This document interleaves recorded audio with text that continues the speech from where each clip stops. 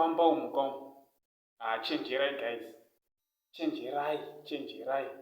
Unoti uri kufamba nemunhu izvo uri kufamba nechikara. Pakaipa guys. Uchibuda mumba mako usati waenda kwaunoenda. Kungotanga wanamata zvichinhu chakakosha. Koza uzivi kuti munhu wauchafamba naye kana kuti munhu wauchakwidza mota akaita sei. Saka kungobva wanamata kumba kwako uchienda kwauri kuenda. Zvinhu zvakakosha. Ndisati ndapinda munyaya yangu guys ka.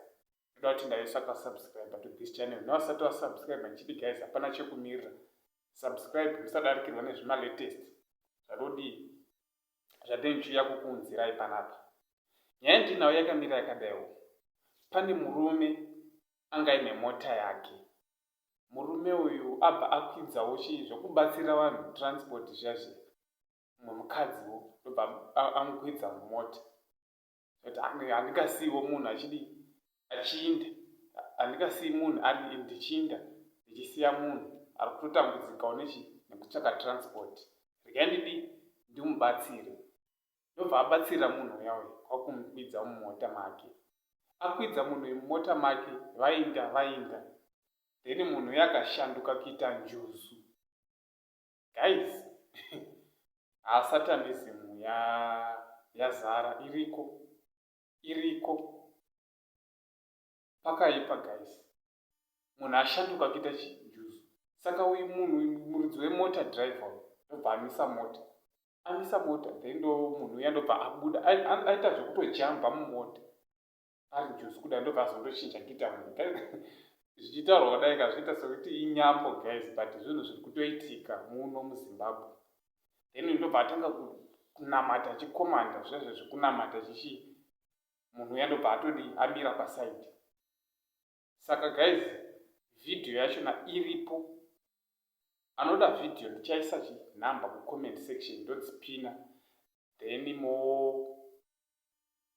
moya kuWhatsApp ndokukandira video yandirege.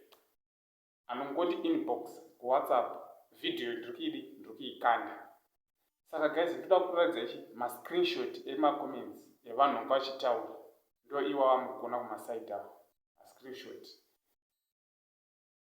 Nyatsai kumaverenga munyatsokunzwisisa muchiona.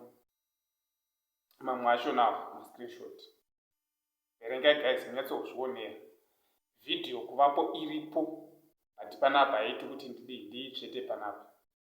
Munoionera kuti kuWhatsApp muchatora namba dzandichapina apa dzekuWhatsApp. Then ndokukandira enda ndinonoki angotaura kuti arikuda video. Then ndobva ndatokandira ndo nyaya yandauya nayo. Kuti munyika umuka guys hamuna kumira zvakanaka. Ngatinamate tisati tabuda. Ende maaccident mamwe ari kuitika ka. Kune uchiti mune vanhu izvo kune vanhu vari kuda kukonzeresa accident. Saka guys be careful. Ngatichenjerei. Ngatingwarirei upenyu hwedu guys. Uye nekubatsira vanhu vanoda matransport iyo. Kubatsira hakuna hako kushata. But zvimwe tanga wapirawo kuna Mwari. Thank you guys.